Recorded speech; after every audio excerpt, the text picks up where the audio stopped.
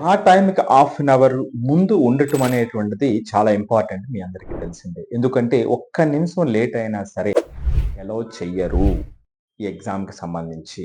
ఇది అతి ముఖ్యమైనటువంటి విషయం. అట్లాగే ఎగ్జామ్‌కి హాల్‌కి వెళ్ళేటప్పుడు మన మనం వేసుకునేటువంటి బట్టలు చాలా అంటే ఫ్రీగా ఉండేటువంటివి ఉండటం వల్ల మనకి హెల్ప్ అవుతుంది. అట్లాగే షూస్ అది వేసుకు వెళ్ళకపోవటం అనేటువంటిది మంచిది. ఎందుకంటే అక్కడ మరలా దాన్ని ఇప్పించి వెరిఫై చేసేటువంటి అవకాశం ఉంటుంది. దానితో పాటుగా ఎలక్ట్రానిక్ గ్యాడ్జెట్స్ ఏది కూడా అలౌ చెయ్యరు.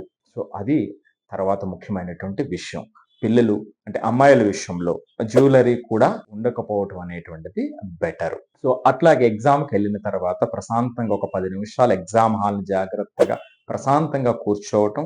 ఆ తరువాత మనకిచ్చినటువంటి సిస్టమ్‌ని ఆ మౌస్ అది కరెక్ట్‌గా ఉందా? లేదా? అనేటువంటిది చూసుకోవటం అనేటువంటిది నెక్స్ట్ ఇంపార్టెంట్ స్టెప్. అది అయిన తర్వాత ఎగ్జామ్ స్టార్ట్ అయిన తర్వాత ఎప్పుడైనా ఏదైనా టెక్నికల్ ప్రాబ్లమ్ వచ్చి ఏదైనా ఇబ్బంది ఎదురైనప్పటికీ మీరు ఇబ్బంది పడకుండా అక్కడున్నటువంటి ఇన్విజిలేటర్ ఎవరైతే ఉన్నారో వాళ్ళకి ఇన్ఫార్మ్ చేస్తే తదనుగుణంగా వాళ్ళు ఇమ్మీడియేట్‌గా స్టెప్స్ తీసుకుంటారు.